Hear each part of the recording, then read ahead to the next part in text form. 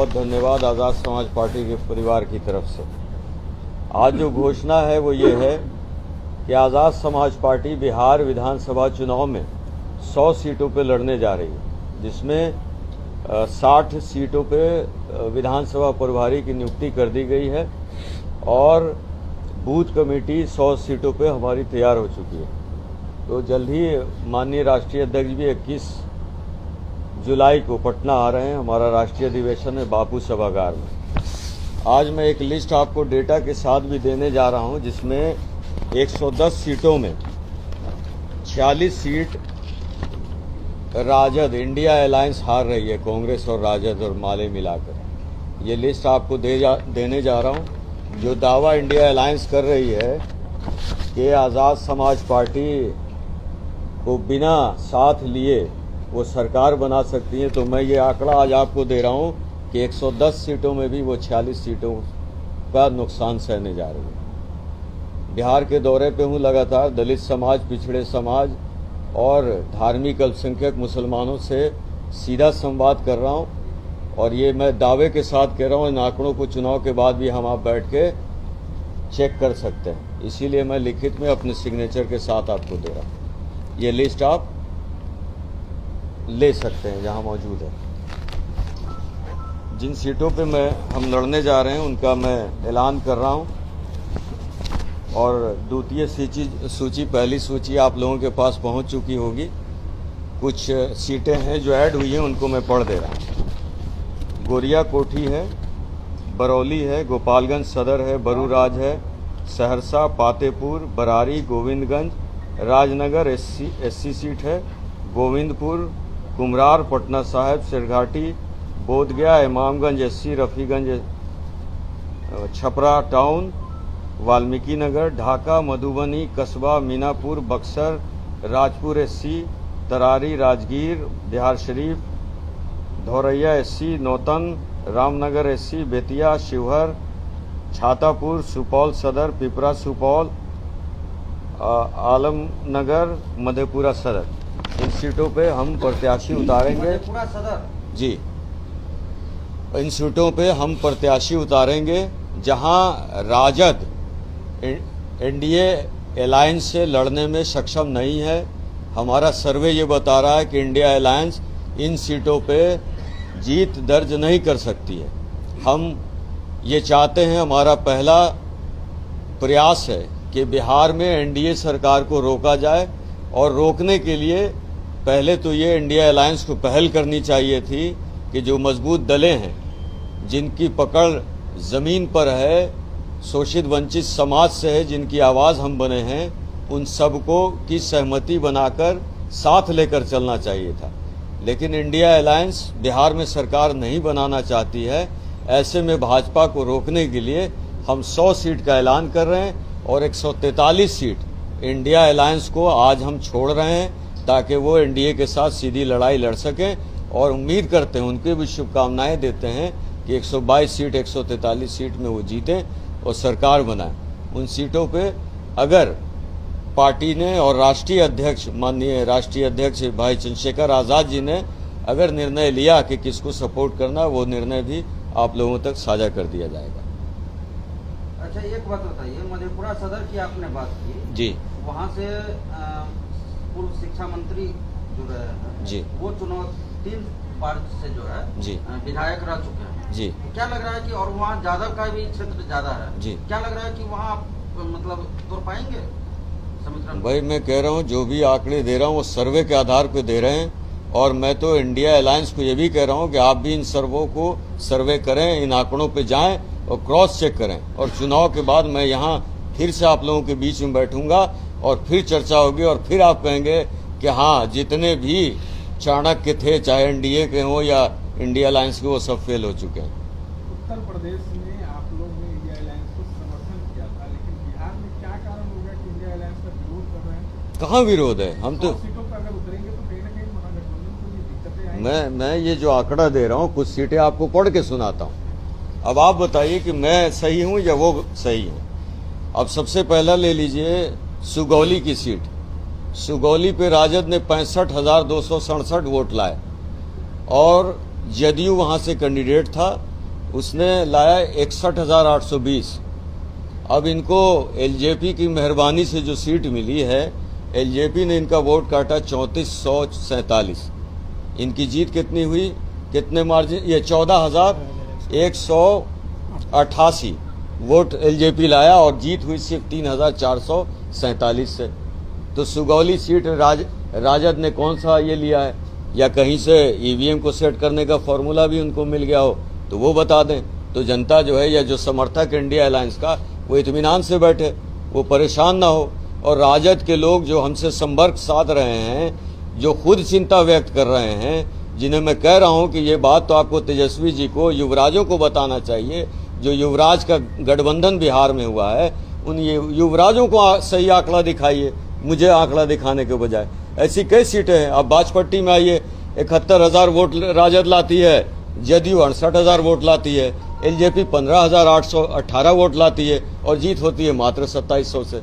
तो कौन सा जिन निकलेगा, या ईवीएम इनके फेवर में घूम जाएगा?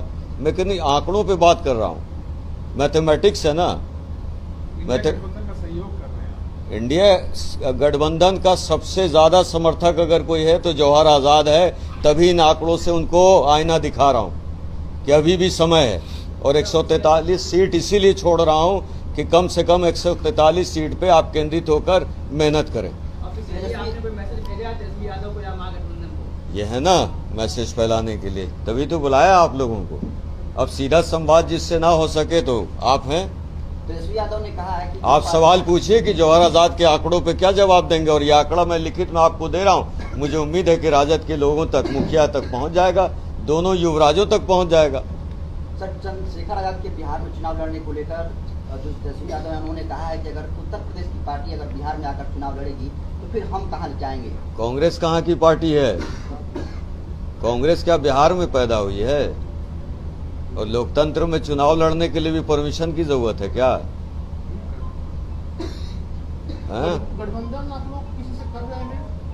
जो लोग महागठबंधन से बाहर हो सके। गठबंधन का तो मैंने ऐलान कर दिया। एससी समाज, दलित, पिछड़े, आदिवासी, मुसलमान, किसान, मजदूर, छात्र, युवा, बेरोजगार, सबसे गठबंधन है भीम आर्मी और आजाद समाज पार्टी का। फ्रंट की भी बात चल रही है कि Azad Samaj party regional party के साथ गठबंधन कर सकती है। भाई सबसे बड़ा फ्रंट बोला ना, जिसके साथ जनता है, उससे बड़ा फ्रंट कौन सा होता है? नहीं, तो आप दलित वोट पर दावा करते हैं। चिराग पासवान ऑलरेडी दलित वोटों के नेता है, मांझी है, मुसलमानों की बात करें तो वैसी है, दलटेन है, तो आपको लोग क्यों पसंद करेंगे इनको छोड़ करके? सबका असर देखिए। भाई चंद्रशेखर आजाद जी, जो लोग कहते हैं कि यूपी के लोग हैं, बिहार में ना लड़ें, तो मौलाना फिरोज की आवाज उठाया संसद में किसने? राजद के लोगों ने।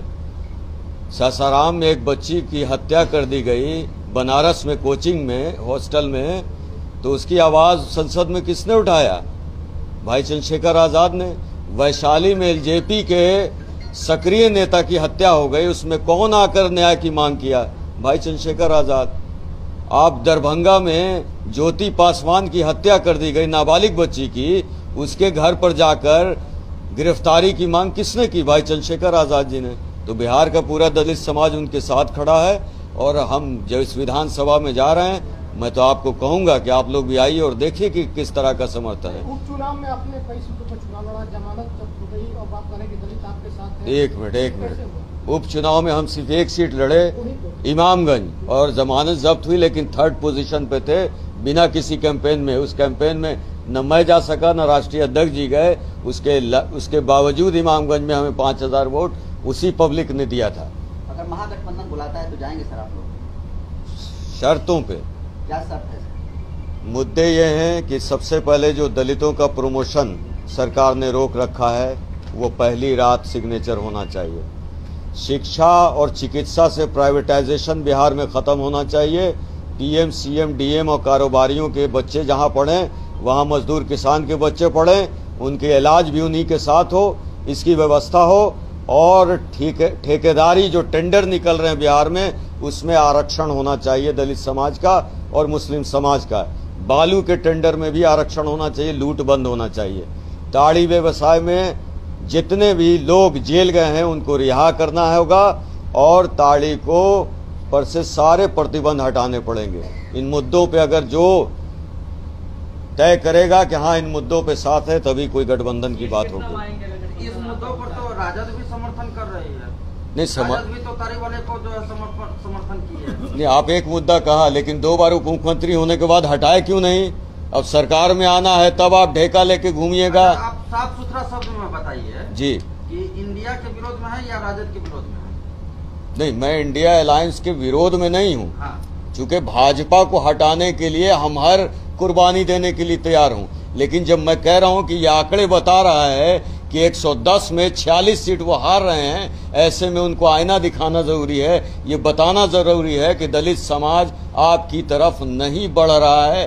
किसी भी कीमत में दलित समाज आपका वोटर इस बार नहीं बनेगा। पशुपति भारत अलायंस में आ गए हैं, उनकी पार्टी रालोसपा जो अब आप बताइए, इनका जवाब दीजिए। पशुपतिनाथ जी आ गए हैं गठबंधन में, कौन सा वोट बैंक है उनका बता दें। वो अगर वोट बैंक ही हो तो एक बार शब्द में जी हम ऐसा कर सकते हैं कि जिसे पिछले चुनाव में चिराग पासवान कह रहे थे बीजेपी के हनुमान हैं, तो आपको इंडिया अलायंस के हनुमान कह सकते हैं, जैसे कि जदयू नहीं। विपक्ष में खड़ा किए थे। चंद्रशेखर जी कब आ रहे हैं पटना? आप मुझे किसी का हनुमान न कहें। मैं बिहार का बेटा हूं, बिहार की जनता से प्रेम करता हूं। एक सवाल का जवाब दे दीजिए अजय जी, क्या आपको मोजर नहीं दे रहा है तेजस्वी प्रसाद यादव, इसलिए इतनी भूमिका बना रहे हैं? देखिए, तेजस्वी यादव जी देंगे। देने वाले कौन है? देने वाले कौन है? जो 70 सीट से ऊपर नहीं जा रहा है, उनसे क्या मांगने जाऊं मैं? इसका तथ्य क्या है, क्या गारंटी है आपके पास, सत्यता क्या है? मैं आपको रिटर्न में दे रहा हूं, और मैं कह रिटर्न आप पूरे आंकड़ों के साथ है, कोई भी बना लीजिए। आप बना लीजिए। हम तो ये कह रहे हैं कि राजद को दिखाइए और कहिए कि ये जौहर आजाद का आंकड़ा है, अगर इसको बदल सकते हैं तो बदल दीजिए। तो सीधे जाके अप्रोच क्यों नहीं कर रहे थे तेजस्वी से? हम लव लेटर लिखना पसंद नहीं करते। वैसी की तरफ से तो लिखा गया है सर। नहीं, जो लिख रहे हैं उनका अपना अंदाजा, हम लेकिन लव लेटर नहीं लिखते। कांशी राम जी की बनाई पार्टी बसपा भी बिहार में 241 सीट पर लड़ने जा रही है। आपको नहीं लग रहा है कि उसमें ग्राइंड या दलित वोट है, भोजन वोट है, वो बन सकता है? पत्रकार बंधुओं को मैं ये कहूंगा कि अपना समय कीमती बचाइए। बसपा जैसी छोटी पार्टियों की बात यहाँ ना करके अपने समय को बचाइए। थी भविष्य चंद्रशेखर यादव के आप इतिहास बता रहे हैं। मंत्री थे मधेपुरा के।